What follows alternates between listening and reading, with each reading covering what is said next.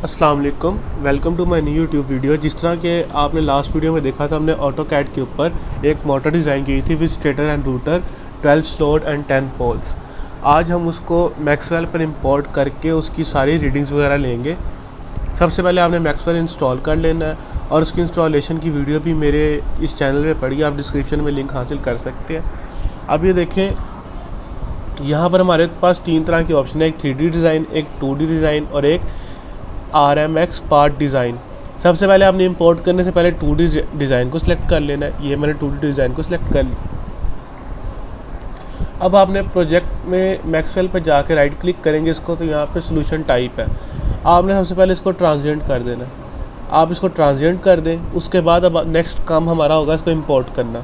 अब मैं अपने मॉडल को इंपोर्ट करूँगा, मॉडलर में जाके इंपोर्ट करूँगा। ये डॉक्यूमेंट्स में मेरा पड़ा हुआ है, इसको मैं ओपन कर लेता हूँ। इसी चीज़ का आपने ध्यान रखना है कि आपने ऑटो कैड फाइल DXF-DWG को ओपन करना है। आप यहाँ पे ओके कर दें तो ये मेरा ओपन हो जाएगा। अच्छा, मुझे इंपोर्ट करते हुए पहले एक प्रॉब्लम आ रही थी, वो मैं आपसे डिस्कस कर लूँ। अगर आप इसको ऑटो कैड पे जो आपने फाइल बनाई है, अगर आप उसी में इसको सेव कर लेंगे ना, यानी जो आपका ऑटो कैड है वो लेटेस्ट वर्जन है, वो इस पर वर्क नहीं करेगा, ना वो इस पर इंपोर्ट होगा। उसके लिए आपको क्या करना पड़ेगा, ये जो आपने डायग्राम बनाई हुई है ऑटो कैड पे, इसको आप सेव एज़ करें और सेव एज़ करने के बाद किसी भी पुराने वर्जन में, ये 2000 से लेकर 2013 तक है, इनमें से किसी में सेव कीजिएगा। सेव एज़ करके फिर आपका इंपोर्ट होगा, वरना आपका इंपोर्ट नहीं होगा। इस चीज़ का आपने ध्यान रखना है। अब नेक्स्ट चीज़ ये है कि सबसे पहले मुझे इन सब को इनके मटेरियल असाइन करने हैं। अब आपको पता है कि मेरे पास जो ये स्टेटर होगा, मैं इसको सिलेक्ट कर लेता हूँ। ये मैंने सिलेक्ट कर लिया। अब मैं इसे नाम दे देता हूँ स्टेटर। यहाँ प्रॉपर्टीज़ में आप इसको नेम दे दें, ठीक है।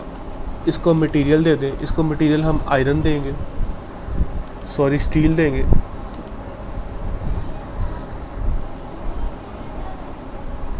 स्टील 1008 ओके कर दें। और मैं इसका कलर चेंज कर देता हूँ, मैं इसका कलर रेड कर देता हूँ। ये आप देख सकते हैं, अब ये रेड हो जाएगा। ये देख, स्टेटर का मेरे पास कलर चेंज हो गया। अब नेक्स्ट थिंग, हमें पता है कि स्टेटर के बाद रूटर भी स्टील का होता है, तो मैंने ये रूटर अब सेलेक्ट किया। ये जो रूटर 3 था और ये पोल्स भी हैं 10। अब मैं इधर जाऊंगा, इसको मैं रूटर का नेम दे दूंगा। सेकंड थिंग, मैं इसको स्टील 1008 इसकी टाइप मटेरियल कर दूंगा। और जो कलर मैंने स्टेटर को दिया वही मैं इसको देता हूँ, क्योंकि मटेरियल सेम है। ये मेरे पास आ गया। अब नेक्स्ट थिंग है कि मैंने ये जितने भी मेरे पास वाइंडिंग्स हैं ना, इनको मैंने कॉपर का बनाना है। इसके लिए मैं क्या करूँगा, इसके लिए मैं इन सब वाइंडिंग को सिलेक्ट कर लूँगा, कंट्रोल क्लिक करूँगा और ये मेरे पास सारी वाइंडिंग्स एक साथ सिलेक्ट हो जाएंगी। मैं पहले स्टेटर वाइंडिंग को सिलेक्ट करूँगा और इन सब को स्टेटर वाइंडिंग नाम दे दूँगा। बाद में मैं रूटर वाइंडिंग को सिलेक्ट करूँगा, क्योंकि मैंने उनको रूटर वाइंडिंग नाम देना है। अब अगर आप नेम में स्पेस दोगे ना, तो नेम नहीं आएगा, तो आपको कोई कॉलन वगैरह लगाना पड़ेगा ताकि उसमें प्रॉपर्ली नाम दे जाए। अगर आप स्पेस दोगे फिर वो नाम नहीं उसको असाइन करेगा। और मैं एडिट में जाके इसको कॉपर टाइप दे दूँगा सबको। ये मेरे पास कॉपर आ गया। ये कॉपर आ गया, ओके कर देते हैं। और इसका मैं कलर रख देता हूँ येलो सबका। ये देखें, ये मेरे पास चेंज हो गया। अब मैंने जो स्टेटर वाइंडिंग है उनको स्टेटर का रूटर वाइंडिंग जब उसको चेंज करना है, स्टेटर वाइंडिंग को चेंज कर दिया। मैं रूटर वाइंडिंग सारी सिलेक्ट कर लेता हूँ।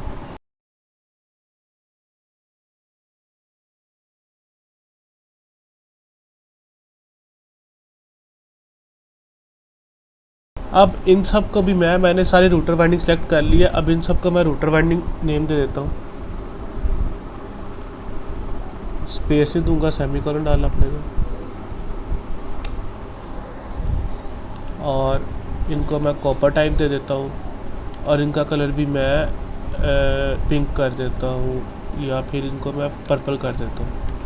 ये अब आप एक शीट देख सकते हैं। इसमें पहले मेरे पास, अगर आप, मैंने दिखाया नहीं बट आप देख सकते थे, पहले मेरे पास सारी 2 चीज़ें नोट साइंड वाले कॉलम में थी। अब ये सारी चीज़ें मेरे पास असाइंड होंगी। अब इसमें बस मेरे पास 2 चीज़ें बची हैं अनअसाइंड, एक ये और एक ये। अब मैंने ये करना है, मैंने इन दोनों को भी सिलेक्ट कर लेना और इनको मटेरियल मैंने वैक्यूम दे देना है ओनली, और इनका कलर मैंने सेम रहने देना है। तो अब आप देख सकते हैं मेरे पास सारे के सारी चीज़ें असाइंड हो गई हैं। अब इनको मैं वैल्यूज़ असाइन करने का टाइम आ गया। अब ये मैंने वाइंडिंग तो कॉपर कर दी, अब इन वाइंडिंग को क्या वैल्यूज़ देनी है, किस तरह असाइन करना है, ये भी तो हमने चीज़ देखना है। इसके लिए आप जाएंगे गूगल पर, यहाँ पर आप सर्च करेंगे वाइंडिंग कैलकुलेटर। ये हमने लैब का टास्क भी किया था जिसमें हमने ग्राफ ड्रॉ किए होंगे, आपको याद होगा। आप इधर जाएं, अब यहाँ पर आप अपडेट करें। मेरे पास 10 पोल 12 स्लॉट की थी, तो आप इसको अपडेट करें। अपडेट करने के बाद ये इधर 10 और इस साइड पर 12, इसको आपने सेलेक्ट कर लेना।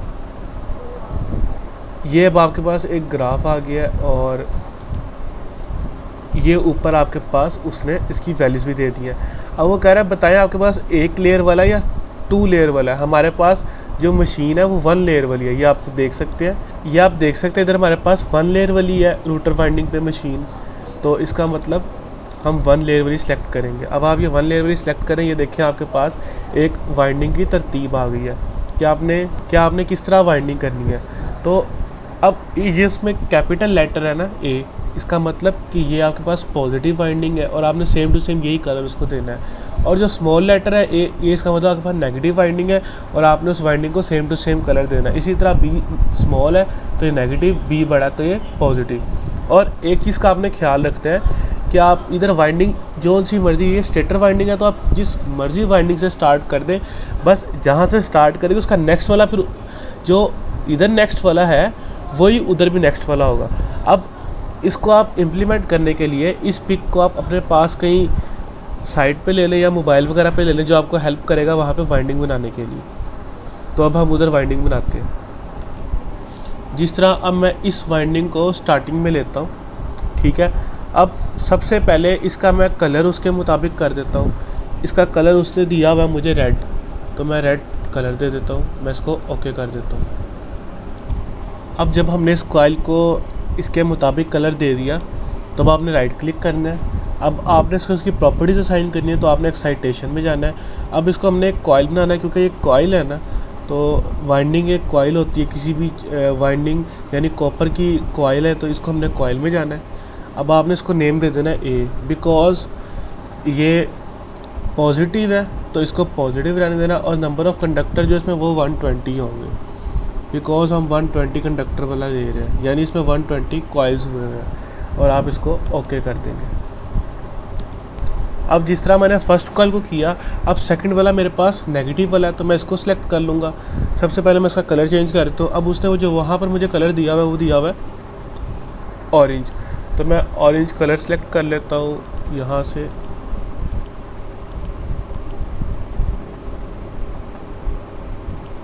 चले हम यही कलर कर देते हैं और अब दोबारा राइट क्लिक करेंगे, एक्साइटेशन, कॉइल।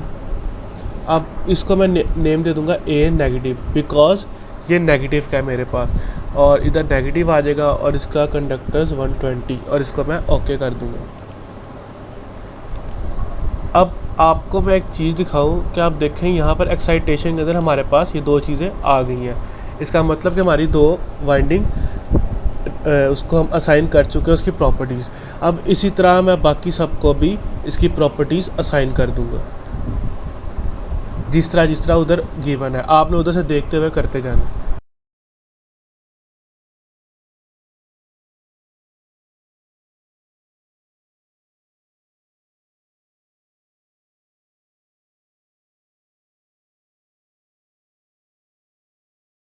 अब मैंने यहाँ तक 6 कॉइल को नेम दे दिया। अब जब मैं यहाँ पर दोबारा आता हूँ, अब वो दोबारा इधर से ए असाइन कर है, तो मैं उसको अगर कलर ऑरेंज करता हूँ और इधर प्रॉपर्टीज़ में जाके मैं, अब वो ए नेगेटिव असाइन कर रहा है, तो अगर मैं ए नेगेटिव लिखूँगा ना तो वो उसको नेम असाइन नहीं करेगा। तो उसके लिए आपको क्या करना पड़ेगा, वो कहेगा कि इस नेम का पहले से ही एग्जिस्ट कर रहा है। तो उसके लिए आपको क्या करना पड़ेगा, आप साथ A1 लिख दो, यानी उसका नाम थोड़ा चेंज कर दो, बट है तो A ही, तो ये आपकी आसानी के लिए आप A1 कर दो और इसको ओके करो तो आप ये एक्सेप्ट कर लेगा। इसी तरह अब मैं बाकी सबको भी कर दूंगा जो रह गए हैं रिमेनिंग।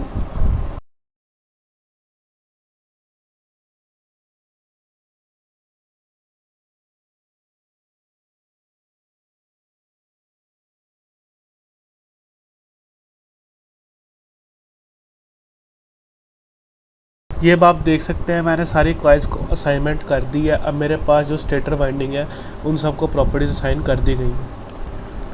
ये आप देख भी सकते हैं, आपके पास यहाँ पर सारी असाइनमेंट हो चुकी है, या हमने सारी चीज़ें असाइन कर दी हुई है, यानी आपके सारे के सारे असाइन हो चुके हैं वाइंडिंग ऑफ स्टेटर। अब हमने रोटर वाइंडिंग को असाइनमेंट करनी है। उसके लिए क्या करना पड़ेगा, हमें ये जो दो रोटर्स के तीर हैं इनके दरमियान जो दो वाइंडिंग है उनको हमें एक साइड का बनाना पड़ेगा, अगलों के दरमियान जो उनको एक, यानी अगर इन दोनों को मैं पॉजिटिव बनाता हूँ इन दोनों को मैं नेगेटिव बनाऊंगा, फिर इन दोनों को पॉजिटिव और इन दोनों को नेगेटिव। उसकी क्या वजह, उसकी ये वजह है कि एक साइड से मैग्नीट्यूड बाहर आएगी मैग्नेटिक फील्ड और दूसरी साइड से एंटर करी होगी। उसके लिए मैं सिलेक्ट कर लेता हूँ अल्टरनेटिव। मैं इनको अब इस तरह सेलेक्ट करूँगा कि फर्स्ट टू, अगला छोड़ के नेक्स्ट टू।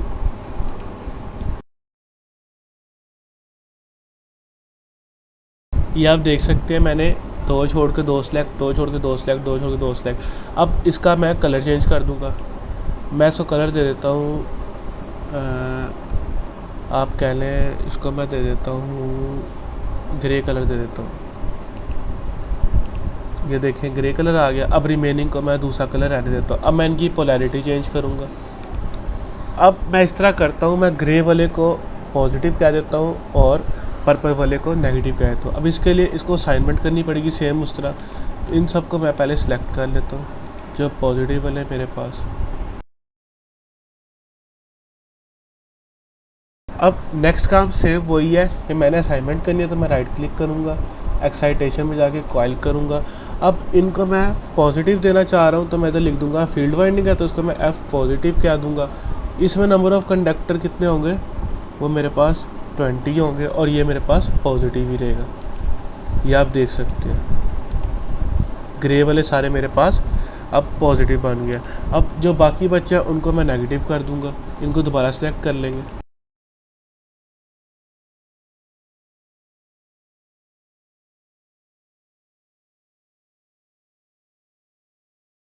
ये अब आप देख सकते हैं मैंने पॉजिटिव और नेगेटिव असाइन कर दिया। अब एक्साइटेशन में आप देखें तो मेरे पास सारे के सारे जो कॉइल्स हैं वो इधर आ गए हैं। अब मैं इनका अलग ग्रुप बनाना चाहता हूँ, तो इनको मैं अलग ग्रुप में कन्वर्ट करूँगा। उसके लिए मुझे क्या करना पड़ेगा, इधर मैं करता हूँ ऐड वाइंडिंग। ऐड वाइंडिंग में मैं पहले ए के लिए बनाता हूँ वाइंडिंग के लिए। अब इधर मैं करंट ही सिलेक्ट रहने दूँगा और इधर मैं स्टैंडर्ड कर दूँगा। अब इसको मैं ओके कर देता हूँ। तो ये देख सकते हैं आप मेरे पास एक ग्रुप बन गया। अब मैं वाइंडिंग बी के लिए बना लूँगा, फिर वाइंडिंग सी के लिए, और इसी तरह फील्ड वाइंडिंग के लिए भी एक ग्रुप बना दूँगा।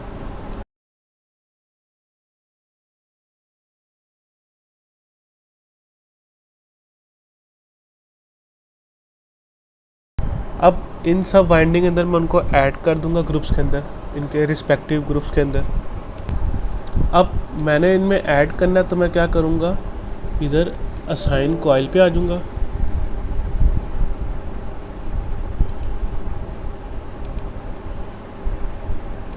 सॉरी ऐड कॉइल पे आऊँगा और ए की जितनी कॉइल हैं उन सबको सिलेक्ट कर दूँगा तो वो इसके अंदर आ जाएंगी। अब मैं बी के अंदर ऐड कॉइल करूँगा तो बी की जितनी होगी वो बी में आ जाएगी।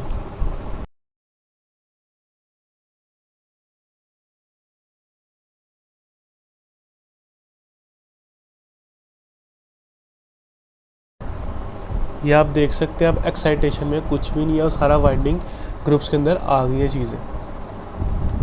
मैंने सिंपल इधर एक और काम किया है कि जो वैक्यूम के अंदर दो चीज़ें थी इन दोनों को मैंने वाइट कलर दे दिया और कुछ नहीं किया, इसलिए आप परेशान ना होइएगा।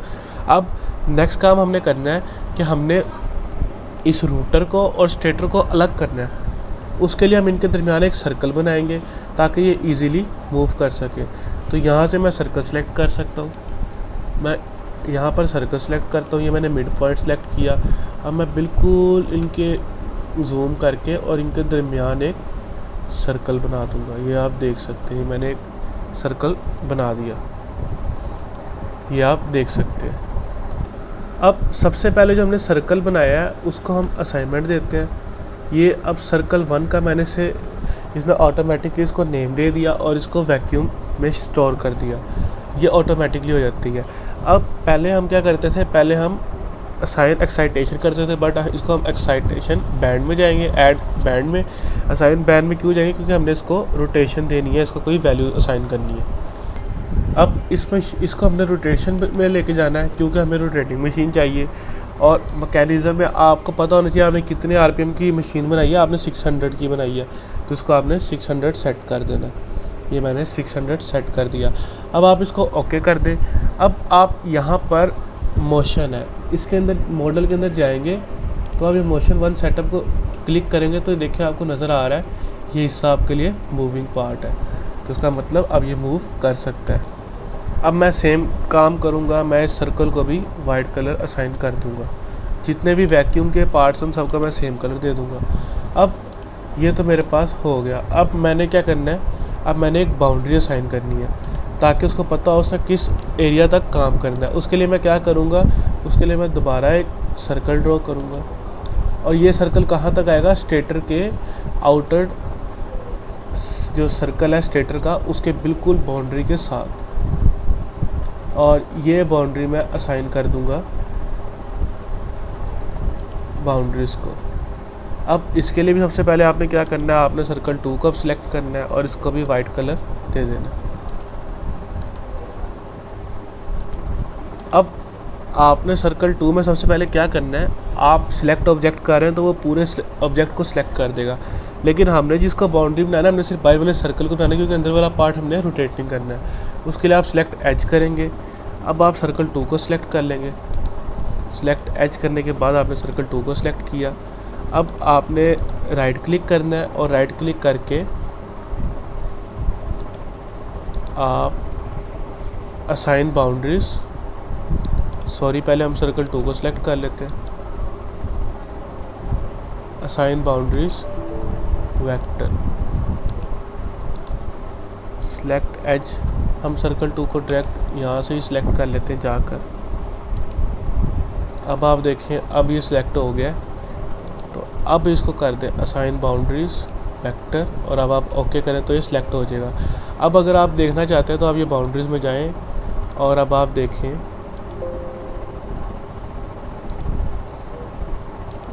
तो ये आपके पास बाउंड्री आ गई है। इसका मतलब कि इसके अंदर आप इवैल्यूएशन कर रहे होंगे जो भी आपने चीज़ें करनी है। अब देखें हमने यहाँ पर 3 चीज़ें असाइन कर दी हैं। अब पैरामीटर आप अभी रहने दें, अभी मैश ऑपरेशन हम करते हैं। हम अंदर वाले को पहले सर्कल को कर देते हैं मैश ऑपरेशन। इसको मैं करता हूँ, मैं इधर आता हूँ मैश ऑपरेशन पे, मैं इनसाइड सिलेक्शन करके लेंथ बेस्ड कर देता हूँ। ठीक है। अब ये मैश में इसने वैल्यू दी हुई है 18, बट आप जितना कम रखेंगे उतना अच्छा आएगा। तो आप इसको 2 कर दें और आप इसको ओके कर दें।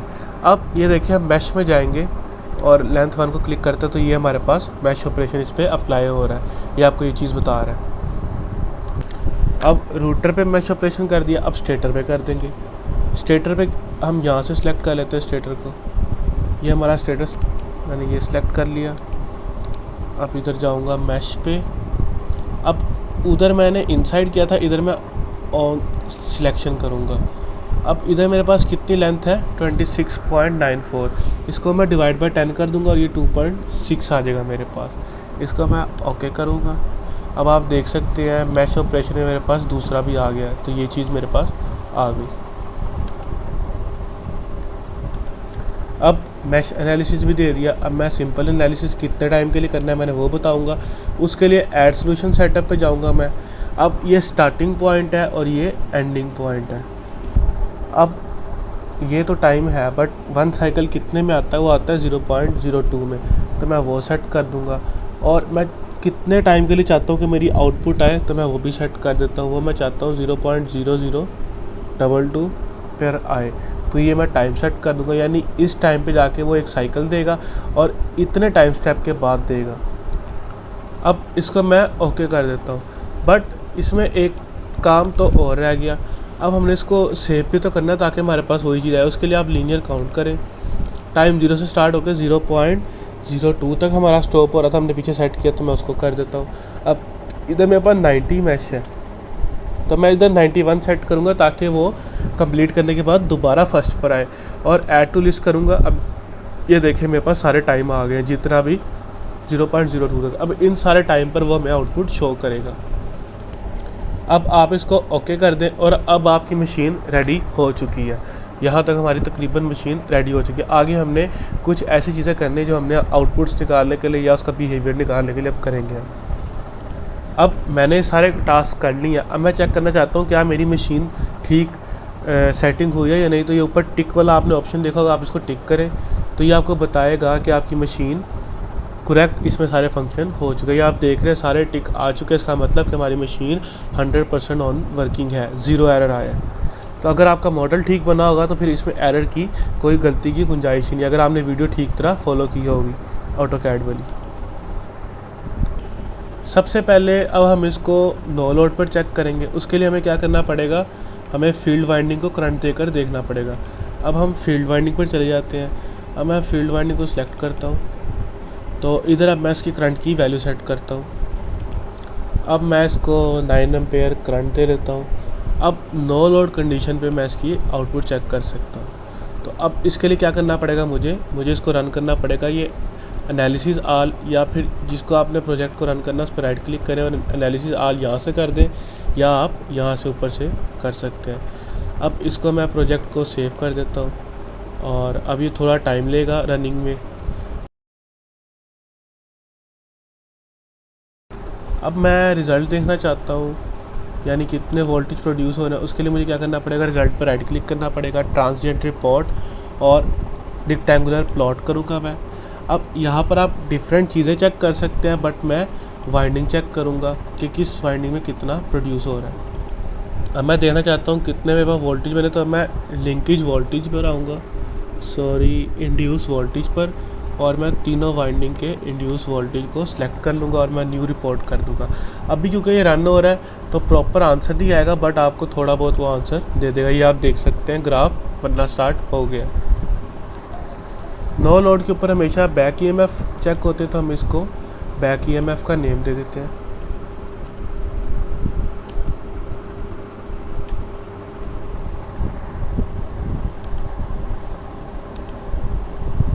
ये आप देख सकते हैं। अब अगर आप फ्लक्स चेक करना चाहते हैं, आप दोबारा रिज़ल्ट में जाएं, क्रिएट ट्रांजिएंट में जाएं। अब हम इसका वाइंडिंग का फ्लक्स चेक कर लेते हैं, क्या फ्लक्स आ रहा है। तो मैं तीनों के फ्लक्स चेक कर लेता हूँ, तो मैं फ्लक्स को सिलेक्ट कर लूँगा और उसके साथ ही मैं न्यू रिपोर्ट कर दूँगा। अब मैं न्यू रिपोर्ट कर दूँगा। अब जो है आप इसमें फ्लक्स देख सकते हैं, क्या फ्लक्स बन रहा है, ये आप फ्लक्स देख सकते हैं इसमें। अब इसको भी मैं फ्लक्स का नाम दे देता हूँ, लिंकेज फ्लक्स।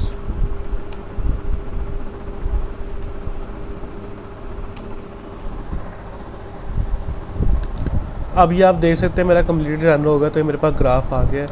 अब मैं आपको दूसरा ग्राफ भी दिखाया तो बैक ईएमएफ का, वो भी मेरे पास आ चुका है। वो कुछ इस तरह का आएगा। अब आप इसके लिए इधर राइट क्लिक करें, ऐड में जाएं,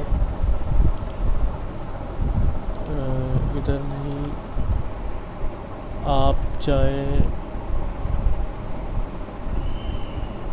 इधर ट्रेस करैक्टरिस्टिक्स, ऐड में जाएं, इधर आरएमएस सेट करें और ऐड करें, तो ये आपके पास आरएमएस वैल्यूज़ भी आ जाएंगी। अब मुझे फील्ड वाइंडिंग चेक करनी है, तो उसके लिए मैं क्या करता हूँ, उसके लिए सबसे पहले मैं अपने वापस मॉडल की तरफ जाता हूँ। अब मुझे कहाँ कहाँ चेक करनी है, मुझे रूटर पे और स्टेटर पे चेक करनी है। तो मैं रूटर और स्टेटर को राइट क्लिक करता हूँ, इनको सेलेक्ट करता हूँ। राइट क्लिक करने के बाद फील्ड मैंने अपना मैग्नीट्यूड चेक करनी है, तो मैं इधर जाके मैग्नीट्यूड ऑफ बी कर देता हूँ। अब आप इसको यहाँ पे डन कर दें और ये देखिए अब यहाँ पे फील्ड ओवरलेज आ गया। अब सबसे पहले आपने क्या करना है, आपने यहाँ पे टाइम सेट करना है, आप जिस टाइम पे देखना चाहते हैं। मैं इस टाइम को सिलेक्ट कर लेता हूँ। अब यहाँ पे मैं चाहता हूँ मैं कोई एक टाइम सेलेक्ट कर लेता हूँ और मैं ओके कह देता हूँ। अब मैं इसको डबल क्लिक करूँगा तो मुझे उस टाइम के ऊपर ये वैल्यूज़ दे देगा। ये अब आप देख सकते हैं, ये मेरे पास मैग्नीट्यूड की वैल्यू आ चुकी है। अब ए वेक्टर चेक करना चाहते हैं तो हम वो भी चेक कर सकते हैं। हम वापस मॉडल पे आएंगे। अब दोबारा से स्टेटर को और मैं रूटर को सिलेक्ट कर लेता हूँ और राइट क्लिक करने के बाद दोबारा फील्ड पे एम्पेयर में अब मैं ए वेक्टर चेक कर लेता हूँ। इसको मैं डन करता हूँ। तो ये आप देखिए यहाँ पर आपको ये क्लियर नहीं है, इसको हम बंद करते हैं और दोबारा देख लेते हैं।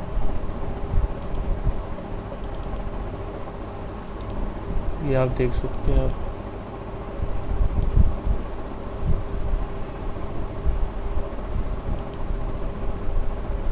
ये आप देख सकते हैं, ये आपको नज़र आ रहा है, बट इससे आपको इतना क्लियर नहीं होगा। अगर आप फ्लैक्स देखना चाहते हैं किस तरफ को हमारी डायरेक्शन जा रही है, तो इसको आप राइट क्लिक करके प्लॉट विजिबिलिटी को ख़त्म करें और आप दोबारा से स्टेटर और रोटर को सिलेक्ट करें और राइट क्लिक करके फील्ड में आप दोबारा जाएं और बी वेक्टर चूज़ करें और डन करें।